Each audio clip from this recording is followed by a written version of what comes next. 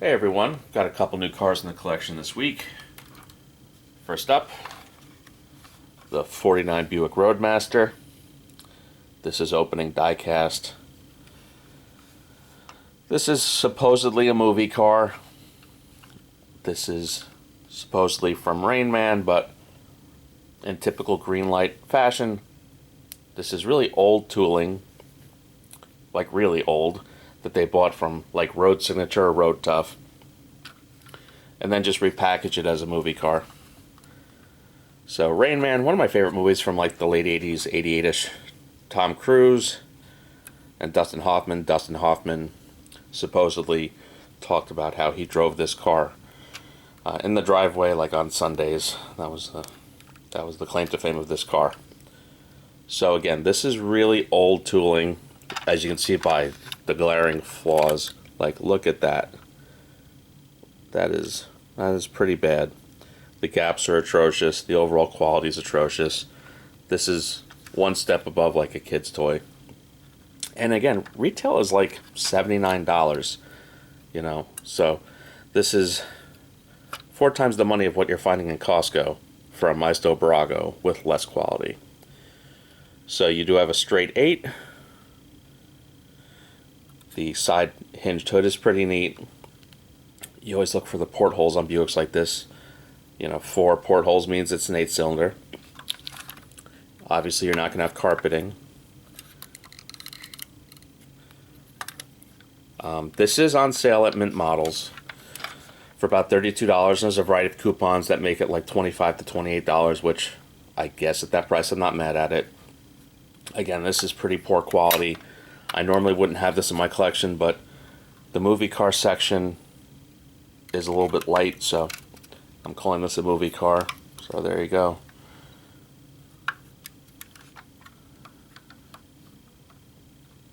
Not great, but whatever. No one else is going to make this. Packaging, you've got your pretty standard window box.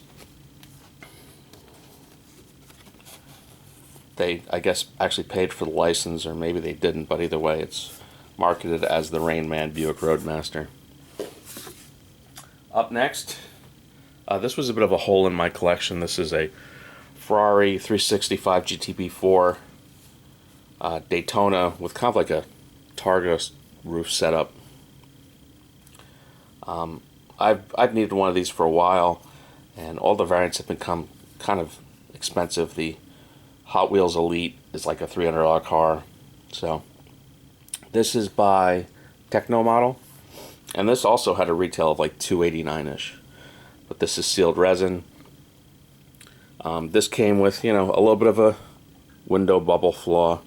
You can kind of see it's sticking out just a little bit right there, and if I try to fix that, I'm just going to make it worse.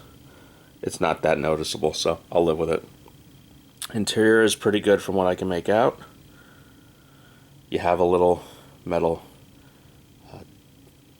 door lock indicator, which is always kind of neat. I mean, it details pretty good. The tires are a little toyish looking. They look a little hard to me. I don't think this justifies a almost $300 retail. You do have a metal photo etched front grille, so I mean, it's good, and it's one of, I think, 300. So it's good. Again, this is Mint Models. These are available for $98 plus coupon codes. I think I paid $83 at that price. I'm not mad at it. I mean, you can't get that car for anywhere near that. The packaging is kind of neat. You have an outer sleeve, and you have a multi-piece box that you lift off the top, like so. And then you've got a really nice, kind of like suede base, which I'll get for you now. The suede base is very nice. Little metal plaque denotes, you know, the car, obviously. And it's car number 82 out of only 130, so that's also pretty neat. That is a small production run. So again, $83 plus shipping for a low production car. Hard to beat. So again, like Mint Models has all their kind of like Black Friday sales still going on, so I recommend you pick up something like this. Pretty neat piece. So that's it for this week. Everyone please like and subscribe. Have a good holiday and have a good one.